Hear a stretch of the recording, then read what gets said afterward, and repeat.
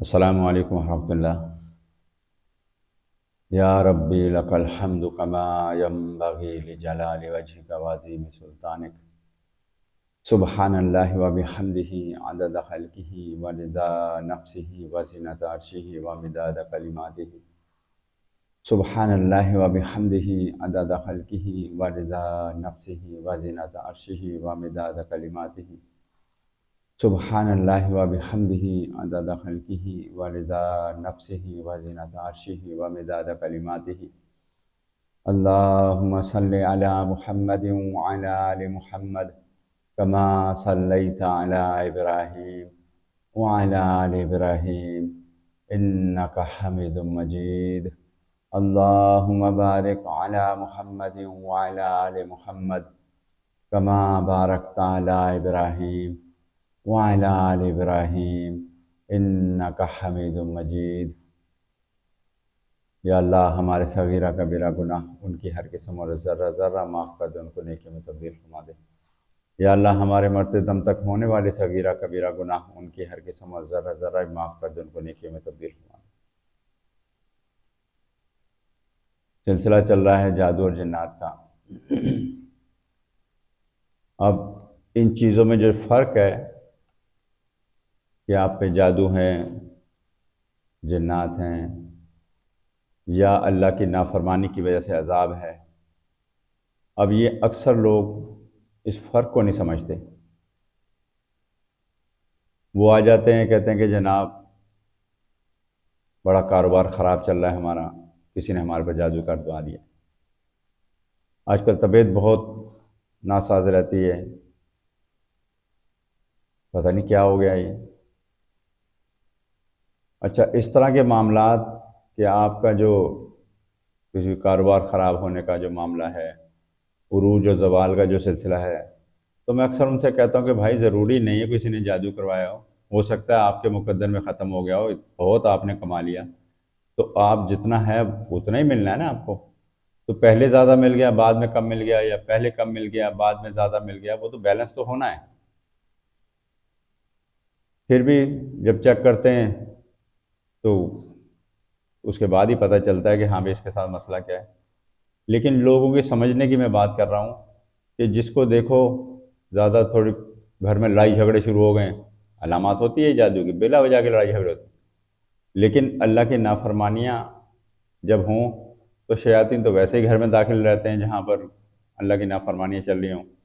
جہاں اللہ کے فرما بردار بندے رہتے ہیں تو وہاں سے شیطان ویسے ہی بھاگ جاتا ہے، کیونکہ انہوں نے جب اٹھنا ہے دعا پڑھ کے، سونا ہے دعا پڑھ کے، کھانا دعا پڑھ کے، اور ایک دوسرے کے ساتھ محبت ویسے ہی ہو جاتی ہے کہ جب بندہ ہر ٹائم اللہ سے مدد مانگتا رہتا ہے۔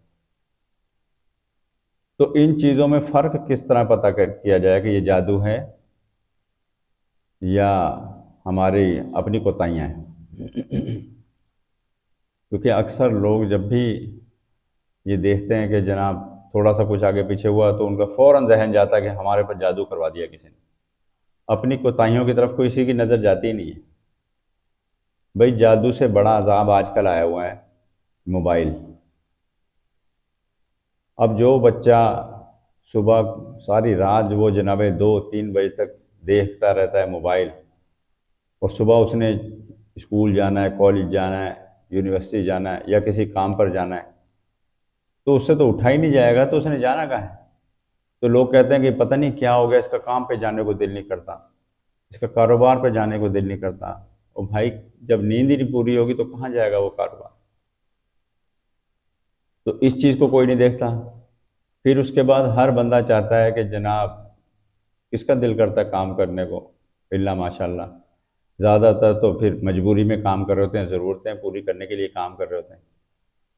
تو وہ جب رات کو بے آرام رہتے ہیں تو پھر ان پہ اس کا موبائل کا جادو ہوا ہوتا ہے، ان سے اٹھا ہی نہیں جاتا، ان کو کوئی کام کرنے کو دل ہی نہیں چاہتا۔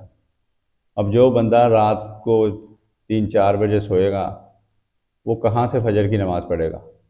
اور جو فجر کی نماز نہیں پڑھے گا، اللہ کے نبی صلی اللہ علیہ وآلہ وسلم نے فرمایا کہ شیطان اس کے کان میں پیشاب کر کے جاتا ہے۔ اب جب کان میں پیشاب کروا کے وہ صبح کو 7-8 بجے، 9-10 بجے یا اس سے بھی زیادہ دیر سے اٹھ کے جب وہ باہر نکلے گا تو ہر طرف منحوسیت ہی اس کا استقبال کر رہی ہوگی، تو اس نے کہاں سے پھر کوئی ترقی کرنی ہے؟ پھر وہ جو ہر جگہ رکاوٹیں نظر آ رہی ہوتی ہیں، تو پھر وہ کہتے ہیں ہمارے پہ جادو ہو گیا، اور جب چیک کرو تو کچھ بھی نہیں۔ تو ان چیزوں پہ بھی دھیان رکھا کریں کہ ہر الزام اس پہ جادو جنات پہ نہیں لگانا، کچھ اپنے اوپر بھی رکھ لیں کہ ہماری جو ہے آپ کی روٹین اگر صحیح ہے کھانے پینے کی، سونے جاگنے کی، تو یہ آدھا جادو جنات تو ویسے ہی ختم ہو جاتا ہے۔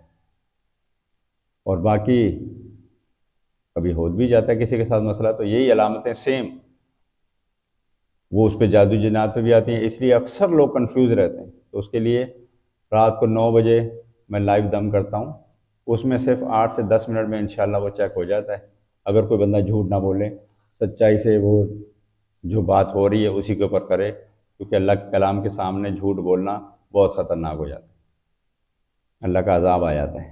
تو اس لیے جب وہ چیک ہو رہا ہو تو اس کے اندر سب کچھ آ جانا ہوتا ہے انشاءاللہ۔ ٹھیک ہے، اسی چینل پہ میرے پہ رات کو 9 بجے لائیو دم کرتا ہوں، اس میں چیک کروا لیں۔ فی امان اللہ۔